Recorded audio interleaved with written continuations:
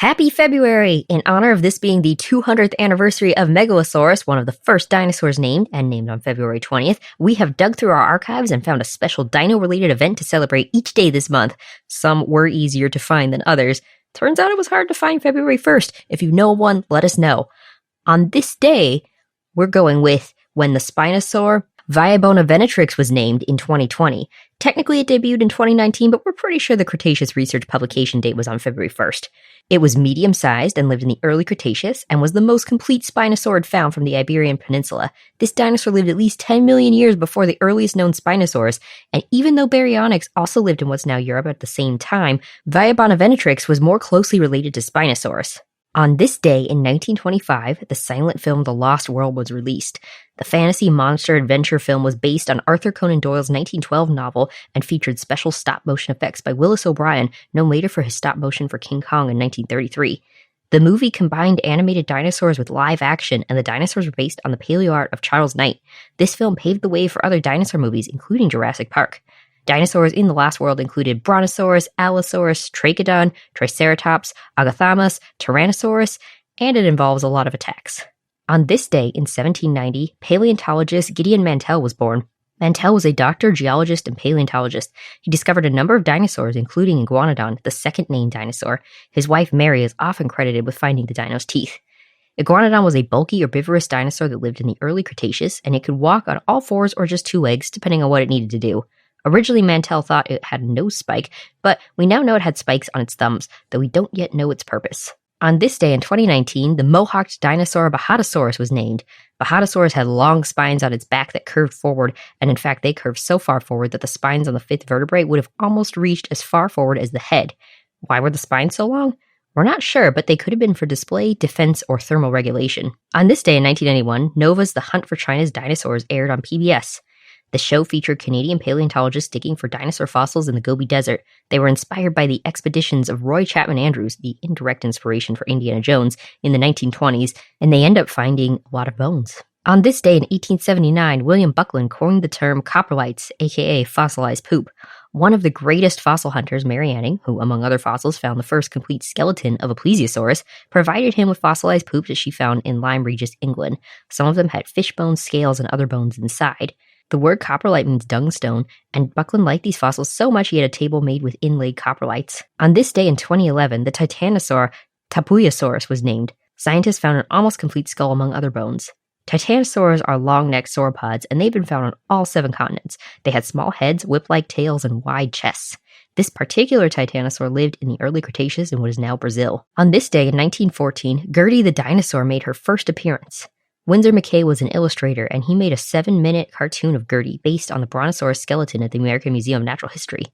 Gertie was part of his vaudeville act where he interacted with the dinosaur on stage as if he were a circus ringmaster. On this day in 2006, the basal tyrannosauroid Guanlong was named. The carnivorous dinosaur's name means crown dragon, and it lived in the late Jurassic in what is now China. Guanlong was relatively small and had a crest on top of its head and may have had feathers. 2 specimens were found, an adult that was 12 years old and a 6-year-old juvenile that was still growing. It's possible the adult trampled the juvenile after the juvenile died. On this day, it's Lunar New Year! Gong hei fa choi! 2024 is the year of the dragon, and dragons symbolize good luck, strength, and power. Legends of dragons may have been inspired by dinosaur fossils. Many dinosaurs found in China include the word long in the name, such as Guanlong, Yinglong, and Zhenyuanlong. And in Chinese, the word long means dragon. On this day in 2016 was the first International Day of Women and Girls in Science. We want to call out a couple early women in paleontology in honor of the day. Mary Buckland, paleontologist, collector, and science illustrator who, among many things, made illustrations for her husband William Buckland, including drawings of Megalosaurus. And Cecilia Bow, science illustrator, lithographer, and painter who earned many awards, was the first woman to teach full-time at the Philadelphia Academy for the Fine Arts and drew fossils for the Bone Wars' Edward Cope. On this day in 1873, fossil hunter Barnum Brown was born. Brown was so good at finding fossils, his nickname was Mr. Bones. He found the first documented Tyrannosaurus rex. T-Rex, of course, was known for being probably the apex predator of its time, with its large size, sharp teeth, and ability to crush bone. On this day in 1908, the armored dinosaur Ankylosaurus was named. Barnum Brown named it. This dinosaur lived in the late Cretaceous in what is now the US and was broad and bulky. It's estimated to weigh between 5.3 and 8.8 tons, and it was covered in osteoderms and had a large club at the end of its tail. On this day, it's Valentine's Day. What does that have to do with dinosaurs? Well, there are multiple poems about birds mating on St. Valentine's Day, and birds are dinosaurs.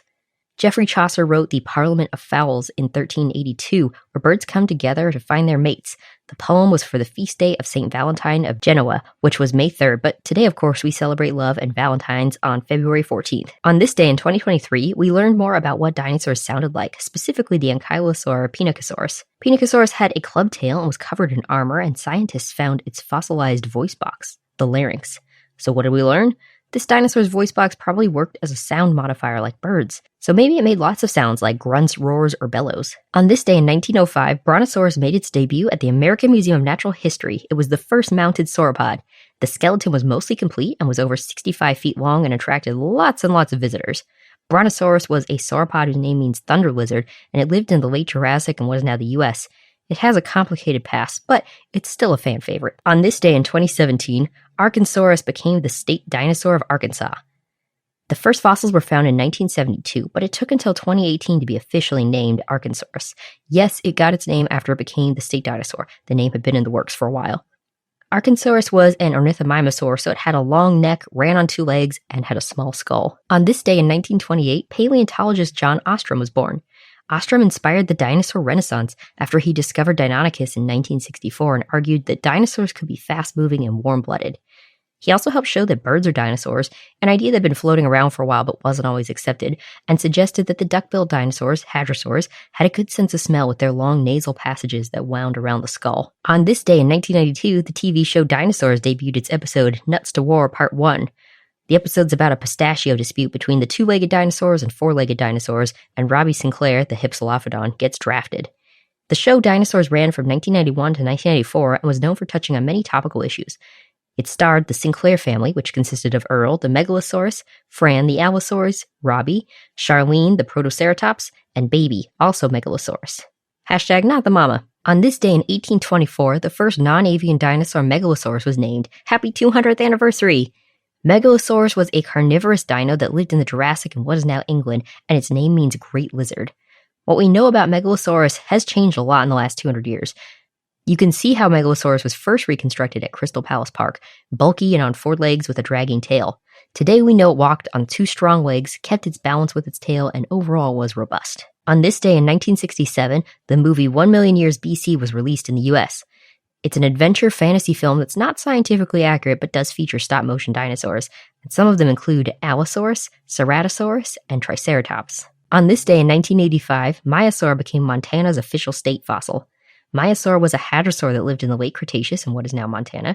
Its name means good mother reptile, and it refers to it being found by a nest in an area now known as Egg Mountain. The eggs were about the size of ostrich eggs, and the nests had 30 to 40 eggs in them. On this day in 1995, the film Carnosaur II was released direct-to-video. It's an action horror film where a team of scientists go investigate a possible meltdown at a uranium mine and find lots of cloned dinosaurs. Dinosaurs in the movie include Velociraptor and Tyrannosaurus rex. It sounds pretty similar to Jurassic Park. On this day in 2010, the sauropod Bajadasaurus was named. The brachiosaur lived in the early Cretaceous in what is now the US. Scientists found a nearly complete skull and lots of other bones. This dinosaur walked upright on all fours and had a boxy skull and narrow teeth. On this day in 1969, the Dromosaur Deinonychus was named. This theropod lived in the early Cretaceous in what is now the US, and its discovery changed the way paleontologists thought about dinosaurs. It had a small body, large claws on its feet, blade-like teeth, and was agile. It may have also been covered in feathers. On this day in 2008, Nova's The Four-Winged Dinosaur aired on PBS. The program is all about Microraptor, a crow-sized dinosaur with four wings that lived in the early Cretaceous in what is now China. The show depicts wind tunnel flight tests to see what Microraptor may have used its wings for. On this day in 2013, scientists published about the first evidence of Crocodiloforms eating small dinosaurs. They found bits of bones of a small herbivorous juvenile ornithopod, a new dino but unnamed. There's bite marks on the bone joints and a crocodiliform tooth embedded in a bone. The crocodiliform that left those marks was probably not that large, and this was the first definitive evidence of smaller crocs attacking smaller herbivorous dinosaurs. On this day in 1994, Louis R. Purnell Sr., a decorated Tuskegee Airman, curator of the United States National Air and Space Museum, and the Smithsonian's first African-American curator, and paleontologist, gave an interview about his life for the Smithsonian Institution Archives. He accomplished many things, and on the paleo side, he published a catalog of invertebrate fossils type specimens. In his interview, he talks about his career, including his time at the National Museum of Natural History. On this day, it's a leap year. To celebrate, we want to shine a light on Leaping Laylaps, a watercolor that paleo artist Charles Knight made in 1897. Unfortunately, not on Leap Day, but how could we not mention these leaping dynamic dinos today? We now call Laylaps Dryptosaurus. It's a large, two-legged, carnivorous theropod with relatively long arms. Knight's depiction of the leaping Laylaps may be the earliest to show dinosaurs being active,